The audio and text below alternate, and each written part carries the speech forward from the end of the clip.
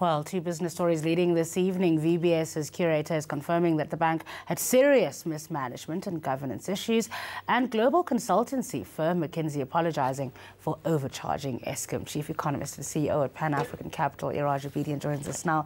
Iraj, thanks so much for your time today. It feels like a never-ending story, but I think let's start with VBS. We've seen the real impact that this has had on people, old people sitting out in the cold, sleeping in the cold, hoping to get as much of their money out of this bank as possible. How did it get into this situation?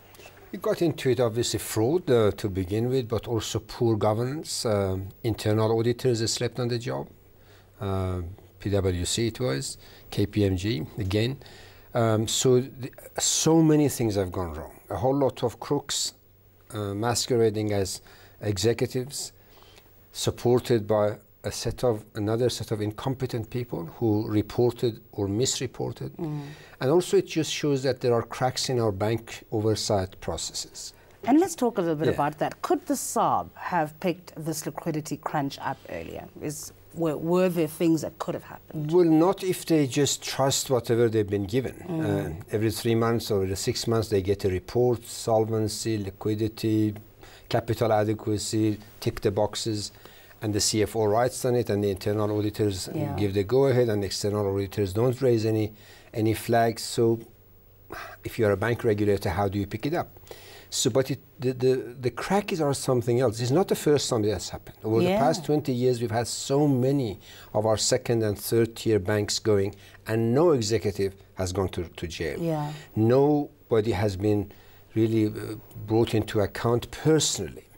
They've always said institution, and they've wrapped it up and the case closed. And therefore, for as long as the oversight by the bank regulator is so shallow that nobody after 20 years and after 10 banking failures and billions of loss by the depositors, nobody has been locked up. Will Twin Peaks in any way fix this? Not necessarily.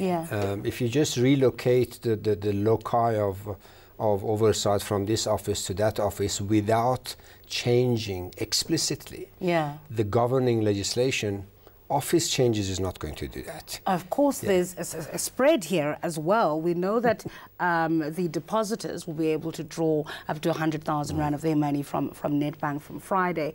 But what about the municipalities that deposited their monies? I think the municipalities and other institutions, there is another layer of misappropriation, misconduct and corruption, and that is the municipalities who were told not to deposit by the National Treasury. And yet they went. That's not a sort of innocent type of losing. And therefore those individuals, those accountants and treasurers of those municipalities need to be brought to account. So we're dealing with a network of abusive and corrupt and incompetent individuals who are causing us havoc, really losing us billions upon billions, looting it daylight, but in the process damaging brand South Africa. Let's talk about McKinsey then. What did you make of their apology? Well, after a year and a bit that they denied, at least now they've got... Better late than never. Accepted. But that opens a new chapter, so to speak, because now that they've acknowledged that they have engaged in corrupt practices, not only they got to get back what they have looted, and remember the whole contract was 11 billion. Well, they deny that they were involved in corrupt practices. They're not calling it corruption. Well, then I looked into their eyes in my office and I said, this is corrupt, and if it's not, can you define corruption for me? What did they say? Well, they don't have any answer. They denied. They said, even billion, what are you talking about? But at least now they acknowledge. But now that they've acknowledged, they've engaged, there's a whole lot of other things that they have to do. They got to tell us who were involved. They got to tell us how much they stole from Transnet and from other institutions, because this is not the only place that they were involved. Trillion was 600 million gone. They have to get that back. And very importantly, they have got to tell us, or National Treasury, in fact, has to sit across the table and say, well, you have damaged brand South Africa. We have lost our global credit rating. To some extent, you have contributed to it. Yes. Because if you look at S&P and Moody's and other reports, all of it was about all of these specific issues. With the amount that they're paying back, do you agree with those who say they should be paying interest on that amount as well? Not only interest, damage. There's a difference. Let's say a thief comes to your house, breaks the gate, breaks the house, and steals your laptop. Then they come back and say, well, you stole it. No, I didn't steal it. Eventually, we saw it. Okay, give it back.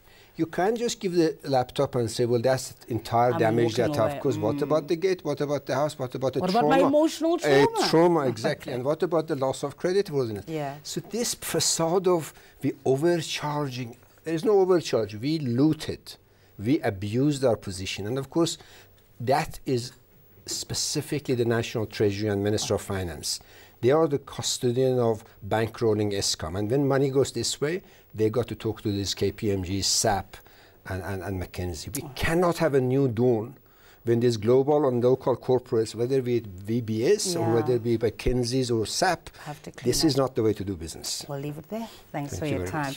Today, Chief Economist and CEO of Pan-African Capital, that's Dr. Iraj Abedian.